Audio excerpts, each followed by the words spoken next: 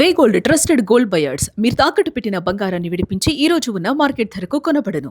కర్ణాటక రాజకీయాలలో తీవ్ర విషాదం చోటు చేసుకుంది. కర్ణాటక రాష్ట్ర ప్రణాళిక గణాంకాల శాఖ మంత్రి డి సుధాకర్ తన 66 ఏళ్ల వయసులో అనారోగ్యంతో చికిత్స పొందుతూ కన్నుమూశారు. గత 2 నెలలుగా ఊపిరితిత్తుల ఇన్ఫెక్షన్తో ఈయన చికిత్స పొందుతూ ఉన్నారు. ఇక సుధాకర్ రాజకీయ గురువుగా డీకే శివకుమార్ని భావిస్తారు. డీకేతో అత్యంత సన్నిహితంగా సుధాకర్ మెలుగుతూ ఉంటారు. 2008లో స్వతంత్ర అభ్యర్థిగా డి సుధాకర్ గెలవటం జరిగింది. ఇక ఆ తర్వాత బీజేపీ ప్రభుత్వంలో మంత్రిగా పనిచేశాడు. ఇక తరువాత కాంగ్రెస్ పార్టీలో చేరటము 2013, 2023 ఎన్నికల్లో హిరియూరు నియోజకవర్గం నుంచి పోటీ చేయటం, అక్కడ గెలుపొందటం జరిగింది. ఇక సుధాకర్ అనుకోని అనారోగ్య కారణాలతో కూడా ఇప్పుడు చికిత్స పొందుతూ మృతి చెందారు. సుధాకర్ మరణం పట్ల తీవ్ర దిగ్భ్రాంతిని వ్యక్తం చేశారు సీఎం సిద్ధరామయ్య, అదేవిధంగా డీకే. ఇక ఈ రకంగా కూడా కర్ణాటక రాజకీయాలలో ఒక మంత్రి కన్నుమూయటం చాలా దిగ్భ్రాంతిని కలగజేసింది. దీనికి సంబంధించినటువంటి డీటెయిల్స్ మా ప్రతినిధి కిరణ్ అడిగి తెలుసుకుందాం. ఎస్ కిరణ్, డి సుధాకర్ తీవ్ర అనారోగ్యంతో మృతి చెందటం గురించినటువంటి డీటెయిల్స్ ఏంటి? నేను కర్ణాటక కేబినెట్ మంత్రిగా డి సుధాకర్ ఏదైతే అనారోగ్యంతో చికిత్స పొందుతూ హాస్పిటల్లో ఈ తెల్లవారుజాము మృతి చెందారు. అయితే సుధాకర్ మృతి పట్ల అటు సీఎం సిద్ధరామయ్య, ఇటు ఉప ముఖ్యమంత్రి డీకే శివకుమార్ తో పాటు కర్ణాటక కాంగ్రెస్ గతంలో ఎన్నికల ఇన్ఛార్జ్ గా వ్యవహరించిన రణదీప్ సుర్జేవాలా లాంటి కీలక నేతలు కూడా ట్వీట్ చేశారు. సుధాకర్ సేవలను కొనియాడారు. సుధాకర్ 2008లో స్వతంత్ర ఎమ్మెల్యేగా గెలిచిన నేపథ్యం ఉంది. డీకే శివకుమార్, కర్ణాటక ఉప ముఖ్యమంత్రి డీకే శివకుమార్ కు అత్యంత సన్నిహితుడిగా ఉన్నారు. డీకే శివకుమార్ ను తన రాజకీయ గురువుగా భావించేవారు. 2008 ఎన్నికల్లో స్వతంత్ర అభ్యర్థిగా గెలిచారు. అయితే అప్పుడున్న నేపథ్యంలో ఏదైతే కాంగ్రెస్ కుమారస్వామి ప్రభుత్వం పడిపోయిన తర్వాత ఆయన బీజేపీ వైపు మొగ్గు చూపారు. బీజేపీలో కూడా ఆయన మంత్రిగా చేశారు. అయితే 2013, 2023 ఎన్నికల్లో ఆయన కాంగ్రెస్ నుంచి గెలిచారు. 2023 ఎన్నికల్లో గెలిచిన తర్వాత ఆయన్ను కర్ణాటక గణాంకాల శాఖ మంత్రిగా చేశారు. సిద్ధరామయ్య కేబినెట్ లో కూడా కీలక వ్యక్తిగా ఉన్నారు. డీకే శివకుమార్ కు అత్యంత సన్నిహితంగా ఉన్నారు. డీకే కూడా తన చిరకాల మిత్రుడు మరణం పట్ల ఆయన ట్వీట్ చేశారు. ఆయన జీర్ణించుకోలేకపోయారు.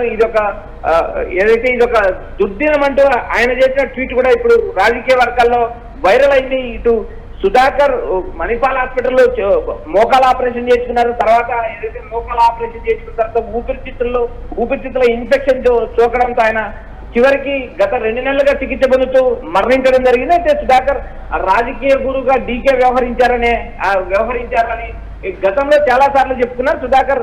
అయితే ఇక్కడ ప్రధానంగా మంత్రిగా కేబినెట్ లో పనిచేస్తూ ఆయన మరణం పట్ల కాంగ్రెస్ శ్రేణులు కూడా తీవ్ర దిగ్భ్రాంతి వ్యక్తం చేస్తున్నాయి. కర్ణాటక రాజకీయాల్లో కూడా కీలకంగా ఉన్న సుధాకర్ హిరియూరు నియోజకవర్గం నుంచి గెలిచారు.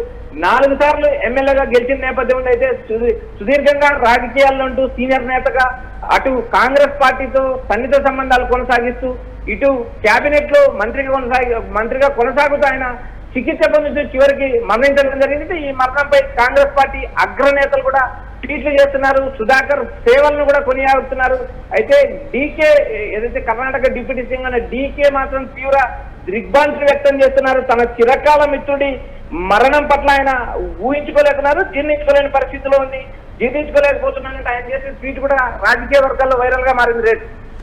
Right, stay with us Kiran దగ్గర నుంచి మరిన్ని డీటెయిల్స్ తీసుకుంటాం. ఇక కర్ణాటక రాష్ట్ర ప్రణాళిక గణాంకాల శాఖ మంత్రి డి సుధాకర్ తీవ్ర అనారోగ్యంతో కన్నుమూశారు. ఆయన ఇటు హాస్పిటల్లో చికిత్స తీసుకుంటూ తరువాత ఆరోగ్యంగా తిరిగి వస్తారని భావించారు. కానీ ఆయన అనుకోని విధంగా కన్నుమూశారు. 1 నెల రోజులుగా అనారోగ్యంతో ఆసుపత్రిలో చికిత్స పొందుతూ ఉన్నారు. బెంగళూరులోని కిమ్స్ ఆసుపత్రిలో ఆయన జాయిన్ అయ్యి తన ఆరోగ్య కారణాల రీత్యా కూడా అక్కడ 24 అవర్స్ కూడా పర్యవేక్షణలో ఉంటూ చికిత్స పొందారు.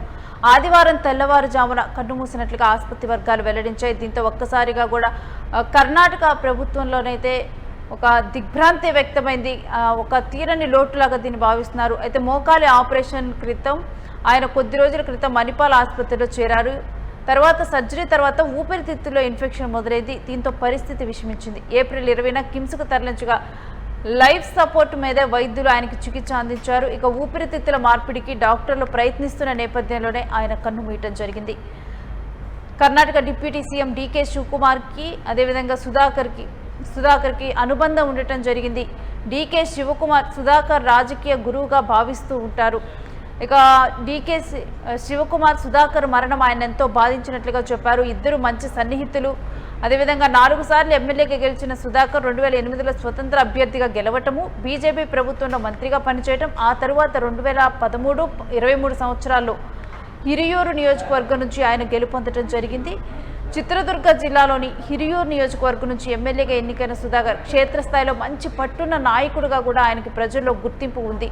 కేవలం ఎమ్మెల్యేగానే కాకుండా చిత్రదుర్గ జిల్లా ఇన్ఛార్జ్ మంత్రిగా, రాష్ట్ర కేబినెట్లో ప్రణాళికా మంత్రిగా ఆయన కీలక బాధ్యతలు నిర్వహించారు.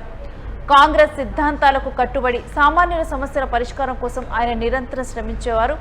అలాంటి ఒక నేత డి సుధాకర్ మృతి పట్ల ఇప్పుడు కర్ణాటక ఉప ముఖ్యమంత్రి డీకే శివకుమార్ తీవ్ర దిగ్భ్రాంతిని వ్యక్తం చేస్తున్నారు. ఆయన ఆ సందర్భంగా మాట్లాడుతూ కూడా, నా ఆత్మ మిత్రుడు, కేబినెట్ సహచరుడు సుధాకర్ మరణం నన్ను తీవ్రంగా కలిచివేసిందంటూ చెప్పారు.